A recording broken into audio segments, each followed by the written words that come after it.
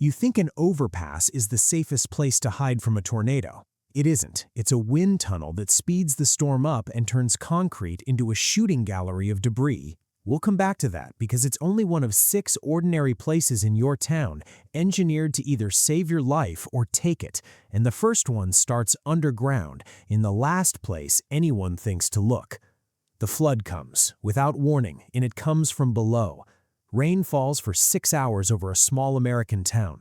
Nothing unusual, nothing the local news even mentions. Then a storm drain 3 blocks from Main Street backs up, and water starts climbing a stairwell that most residents walk past every single day without a second glance. Within 20 minutes, that stairwell is a vertical river. This is not a rare event. This is a documented failure pattern that plays out in towns across the country every year, and it starts in a place almost nobody thinks to check. That place is the storm drainage network hiding beneath your feet, and understanding it could save your life during a flash flood, a hurricane remnant, or a sudden cloudburst. Most people assume storm drains are simple pipes that carry water away. That assumption is the misunderstanding that gets people killed. A municipal storm system is actually a pressurized hydraulic network, and when capacity is exceeded, water does not just back up gently, it surges upward through the nearest low point, which is often a stairwell, a sunken loading dock, or an underpass. Engineers call this surcharge flow, and it can move with enough force to knock an adult off their feet in under a foot of water. The hidden science here is simple, but rarely taught. According to National Weather Service guidance, just 12 inches of rushing water can carry away most cars, and 2 feet of rushing water can carry away SUVs and trucks. Most flash flood deaths happen inside a vehicle because people underestimate how fast a dry street becomes a moving hazard. The survival implication is direct. If you know where your town's low-lying drainage points are, you know exactly where to avoid standing, parking, or sheltering during heavy rain. And you know which basement stairwells to treat as evacuation traps rather than exits. Emergency managers refer to this as a compound hazard because the danger is not the rain itself, but the interaction between rainfall rate and a drainage system's designed capacity. And most municipal systems are engineered for storms far weaker than what a changing climate now regularly delivers.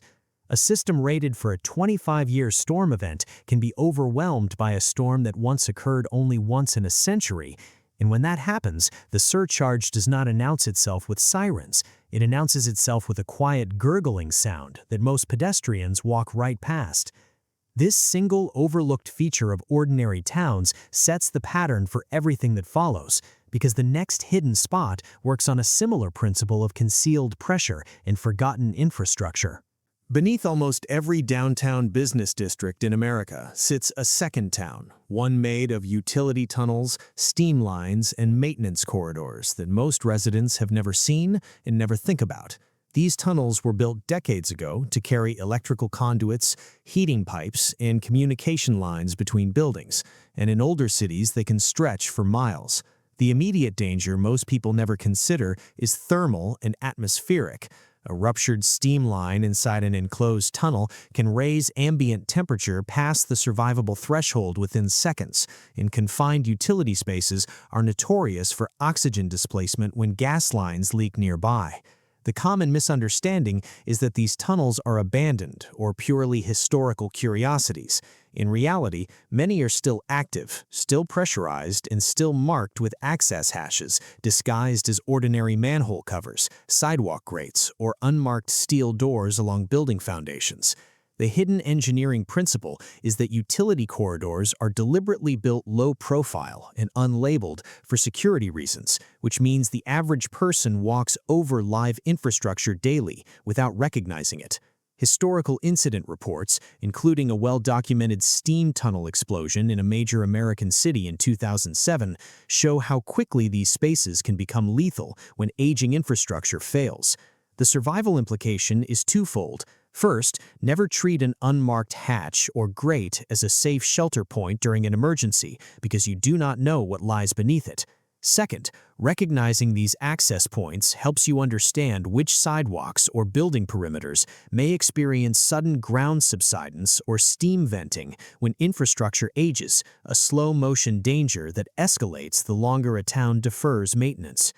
Adding to the danger, many of these tunnel networks were built at a time when asbestos insulation was standard practice for steam and hot water piping, meaning that even a minor structural disturbance near an access hatch can release fibers into the air above without any visible sign of trouble. City maintenance crews who work in these spaces train for years to recognize the subtle warning signs, condensation patterns, faint sulfur odors, unusual warmth radiating through a sidewalk that most residents would never think twice about. This escalating pattern of deferred infrastructure risk carries directly into our next hidden spot, one hiding in plain sight inside nearly every parking structure in the country. Parking garages look like the least interesting buildings in any town, poured concrete boxes built purely for function. That plainness is exactly why almost nobody registers what an incredible structural resource they represent during a tornado, an earthquake, or a severe wind event. The central stairwell core of a multi-level parking garage is typically built from reinforced concrete shear walls, engineered specifically to resist massive lateral loads from wind and seismic forces. Most people assume open-air garages offer no protection at all, picturing only wind tunneling through exposed levels. That assumption ignores the enclosed stairwell cores, which structural engineers often design to standards approaching those of a storm shelter, because these cores also serve as the building's primary lateral bracing system. The hidden science is in the load path. A concrete stairwell shaft distributes force through continuous vertical walls down to a deep foundation, meaning it resists collapse even when the exposed parking levels around it are damaged. Structural engineers who study tornado damage note that this same load path is what regularly allows reinforced stairwell cores to remain standing even when surrounding structures around them are heavily damaged. The survival implication is significant for anyone caught outdoors during sudden severe weather with no purpose-built shelter nearby. An enclosed, windowless stairwell in a concrete parking garage, positioned away from the entry ramp opening, offers meaningfully better protection than a wood frame building or an open vehicle. Structural engineers sometimes describe these stairwell cores as the building's spine because every other structural element, the floor slabs, the ramps, the exterior columns, ties back into that central reinforced shaft for stability. That same design logic explains why building codes in high wind and seismic regions place stringent requirements on stairwell wall thickness and rebar density, standards most residents never learn about because the information lives inside engineering manuals rather than public safety pamphlets. This escalates the broader pattern we are uncovering because it shows that ordinary infrastructure is frequently engineered far beyond its apparent purpose, and recognizing that hidden engineering can change survival outcomes in the exact moments when panic normally takes over. This brings us back to the overpass from the opening. Highway underpasses present one of the most dangerously misunderstood locations in any town, precisely because folk wisdom has taught generations of people the opposite of sound guidance. For decades, drivers caught outdoors during a tornado warning or told to shelter beneath an overpass, and that advice has since been directly contradicted by structural and meteorological research. The danger analysis is straightforward once you understand airflow physics. An underpass acts as a wind tunnel, and as a tornado's circulation approaches, wind speed actually increases as it funnels through the confined space beneath the structure rather than decreasing as intuition suggests.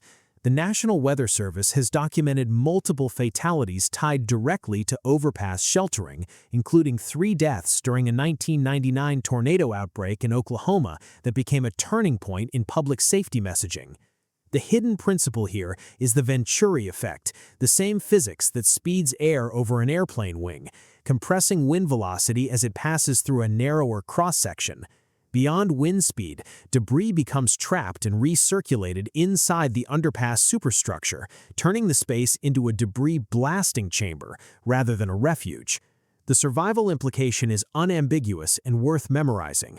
If severe weather strikes while you are on the road, a low-lying ditch away from your vehicle offers dramatically better odds than an overpass, despite decades of instinct suggesting otherwise. Meteorologists studying this phenomenon have found that debris impact injuries increase sharply for people sheltering beneath overpasses compared to those lying flat in an open depression, because the structure itself becomes a collection point for flying material rather than a barrier against it. Public safety agencies have spent decades trying to reverse the old advice, yet the myth persists because an overpass still looks sturdy and enclosed to an untrained eye, when in truth, its geometry is working against the person hiding beneath it. This is one of the clearest examples in this entire investigation of how a location can appear protective while functioning as the opposite, and it sets up the next hidden spot where appearance and function diverge in an entirely different way. Loading docks and service alleys behind commercial buildings look like nothing more than unglamorous back-of-house clutter. Yet they conceal some of the most important, overlooked resources in any town during a prolonged emergency. The danger most people never consider is chemical and mechanical exposure, because loading docks frequently store compressed gas cylinders, industrial cleaning agents, and diesel-powered equipment in semi-enclosed spaces with limited ventilation. The common misunderstanding is treating these areas as simply dirty or irrelevant, when in fact they often contain critical emergency infrastructure, including backup generators, water shutoff valves, and fire department connection points that first responders rely on during structural fires. The hidden engineering detail is that many commercial buildings route their emergency systems, standpipes, sprinkler risers, and generator fuel lines through these rear service corridors specifically because they are less trafficked and less likely to be blocked during normal operations. Fire service training materials consistently emphasize that a building's rear access points are often the fastest route to critical shutoff systems during a chemical spill or an electrical fire, faster even than the marked front entrance. The survival implication is that in any prolonged town-wide emergency, whether a winter storm knocking out grid power or a wider infrastructure failure, service alleys are where you will find generator exhaust vents, propane storage, and mechanical access that can be dangerous to approach carelessly but essential to understand from a distance. Fire investigators have also noted that service alleys frequently contain the building's electrical transformer vault or gas meter bank, positioned away from public foot traffic precisely because of the hazard these systems represent, which means an ordinary-looking alley can hold more concentrated utility risk than the entire visible front facade of the building combined.